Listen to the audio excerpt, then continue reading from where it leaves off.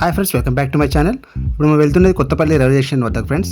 ఈ Kothapalli railway station అనేది మనకి కన్మేర్ నుంచి 9 కిలోమీటర్ల దూరంలో ఉంటుంది. ఇక్కడ నూతన స్టేషన్ బిల్డింగ్ కడుతున్నారు. కొత్తపల్లి టు మనోహరాబాద్ రైలు మార్గంలో వస్తుంది మనకి కొత్తపల్లి రైల్వే జంక్షన్ బిల్డింగ్ అనేది.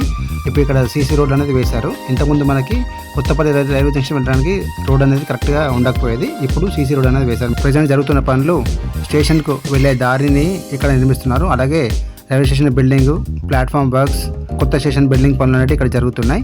కొత్తపల్లి టు మనోహరాబాద్ రైలు మార్గాన్ని మొత్తం 1160 కోట్ల రూపాయలతో ఈ రైలు మార్గాన్ని నిర్మిస్తున్నారు.